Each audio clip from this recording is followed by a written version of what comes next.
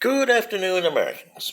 This is your favorite alien here on the afternoon of Monday, October 10th, 2022, and I want to talk to you about the British monarchy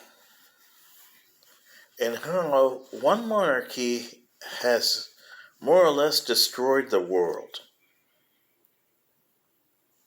And this is not being negative on the British monarchy, it's just the laws of unintended consequences and what happened.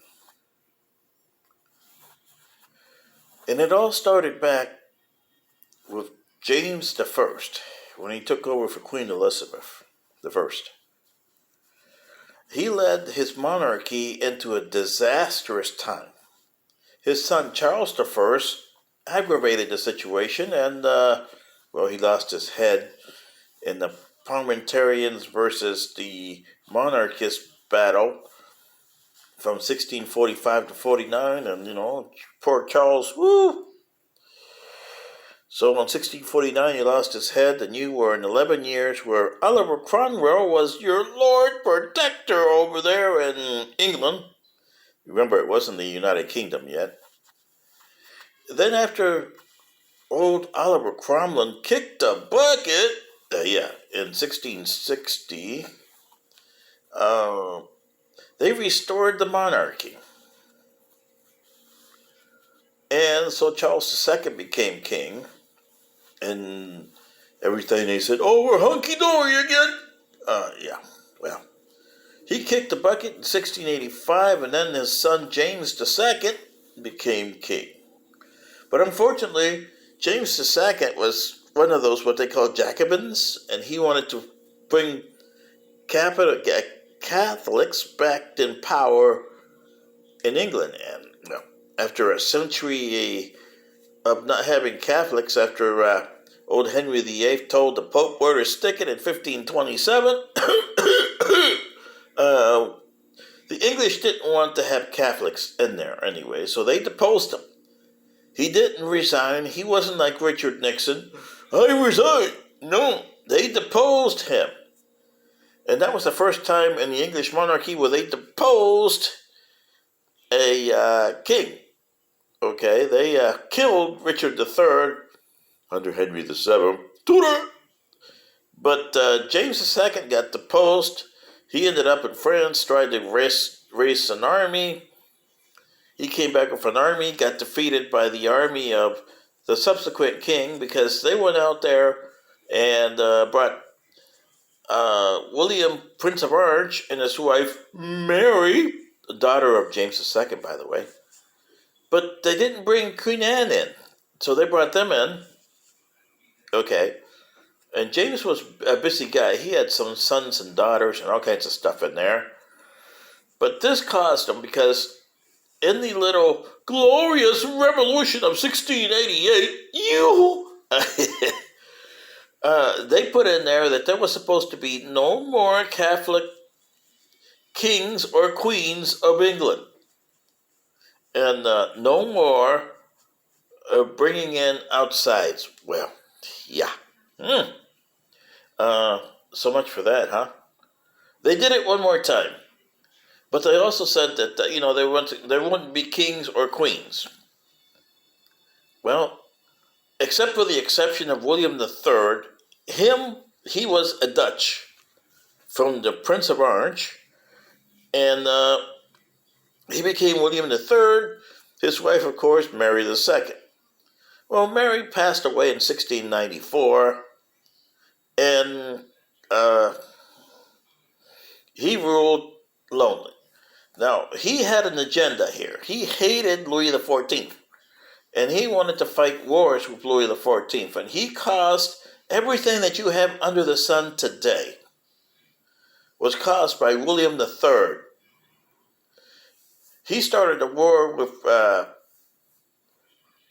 Louis XIV that eventually evolved into the War of Spanish Succession, and in America, when he kicked the bucket in 1701, it evolved into the Queen Anne's War, or the precursor to the French and Indian War Yeah, remember that? It was also the 7 Years' War later on, which I'll get to in a second.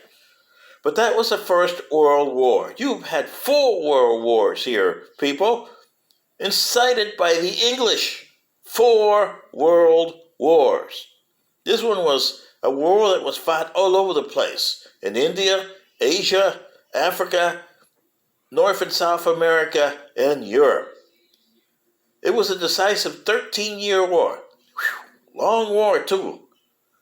By the time it ended in 1714 with the death of all the people mostly involved, Louis XIV kicked the bucket a year later in 1715. Well, everybody was tired of war. And the English were what, they became a powerhouse under the Duke of Marlborough, Mr. Churchill, the son of Winston Churchill, and his wife, Sarah Spencer Churchill. Remember the name Spencer Churchill? Yeah. And by the way, his namesake, Sir Winston Leon Spencer Churchill, Lord of the Admiralty and Prime Minister of Great Britain later on in the 20th century, was there. And also Diana Spencer #1 and Diana Spencer #2 were there too. So, they caused a lot of problems too. But the war that started it all didn't end anything. When you had the people just did peace because they were so tired, they had to get recuperating, but it didn't end anything on the war, okay? So, fast forward, Queen Anne kicks the bucket in 1714, so you have to find another thing. You can't use her Stuart line because they're all Catholics. Therefore, you don't have a James III, you don't have a Charles III, and you definitely don't have a Henry IX, which would have taken your Stuart line all the way to 1807. Which would have eliminated the Georges, which would have eliminated William IV and George IV, and of course Victoria. That line would have never existed, but because of the situation that you did. So you went over there and got the 9th cousin, once removed, I think it was, George I of Hanover, became King George of England in 1714. Then he died in 1727. Then you had George II, which became king in 1727. And you're having troubles here in the American colonies under his watch. So you created Georgia in 1733 to shore up the southern border of the British colonies. And meanwhile, the Duke of Marlborough suffered a stroke in 1716, so that was the end of him. But his wife, the Duchess of Marlborough, Sarah Spencer, and her favorite niece, Lady Diana Spencer, she wanted to marry him to the Prince of Wales, and no, it wasn't George III, people. It was Reddy Freddy, or Frederick Lewis, son of George II. Well, the guy that eventually would be known as the Prime Minister of Great Britain, although at the time, remember, this was 1729, and England had just become the Britain because they had the Act of Union of 1707, which became the Act of Union of Great Britain and Ireland. Oh boy, what a mistake that was, huh? Okay. So, Mr. Walpole, the head minister at the time, he was a very arch enemy of the Duchess of Marlborough. So he told her to go stick it. Told Georgie II about what was going on here. Well, she had to hightail poor Diana Spencer and marry her to the Duke of Bedford. Poor gay girl. Well, anyway, she tried to have children, but unfortunately she didn't have a good luck there. and she died of tuberculosis in 1735 at the age 25. Kind of had the same problem that Diana Spencer, her namesake, because her brother John, the descendant who came, the Diana Spencer that you guys know, 1961 to 97, Princess of Wales, well, bingo, same stupid problem there.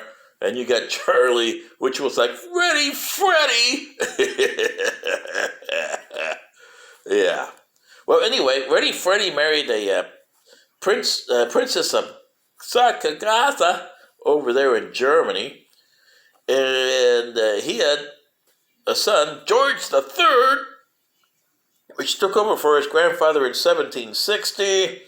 And everybody knows that George III was a pain in the...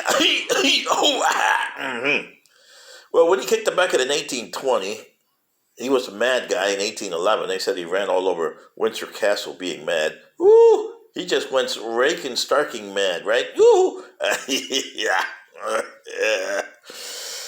But look what caused. The war that was fought between Prince William and Louis XIV erupted under George II and became the 7 Years' War all over the place on the continent of Europe and Asia. In America, it became the French and Indian War. With the English defeating the French finally and the Spanish sitting out the war because they had really took the losses, okay? The French took losses too, big time, under Louis XIII, and they gave away the Northwest Territories to the British, which became the Ohio, Mississippi, Alabama, Michigan, Wisconsin states eventually, but they gave them to the 13 colonies. So Georgia had control over Alabama and Mississippi, and that's why Georgia football don't like Alabama and Mississippi. Woohoo! Football there. And North Carolina had Tennessee, and Virginia had Kentucky there. Remember? Miss Daniel Boone there had to call the Virginia militia. Yeah, woo! Yeah. Well, that's what happened, Americans. And you guys wouldn't have existed on the other timeline because I don't think you would have had the United States of America. It would still be British colonies. And you wouldn't have had these stupid wars. And the British wouldn't have won in 1763. And, oh, by the way, you got Florida, too. Yoo-hoo! You had Florida from 1763 to 1783. The Spanish gave you Florida. But you never made it a British colony. Oh, boy. What a fun stuff, huh? Anyway, things that happen, huh? And they don't teach you in school. Well, when the Americans decided you didn't like the British anyway because you don't like tea, you like coffee and beer. You don't like hard liquor, you like beer. Yeah. None of this whiskey stuff. So you defeated the British in 1781 under Cornwallis. Yeah. 1783, you had the same Paris Treaty that you had in 1763 with the reverse happening. The British gave the Americans the Northwest Territory. They gave back to Spain, Florida. Yeah. And the French got back Louisiana from the Spain that they ceded back in 1763, while they got that back in 1783. Funny thing, huh? See what I mean, Americans? And you had that Second World War. The British still had their way of thinking. The French still had their stupid way of thinking.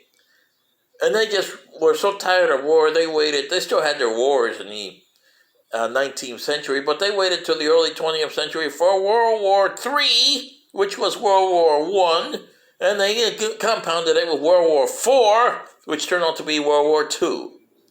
So you see, Americans, how a stupid thing like the glorious revolution of 1688 caused all the problems that you have, the British have.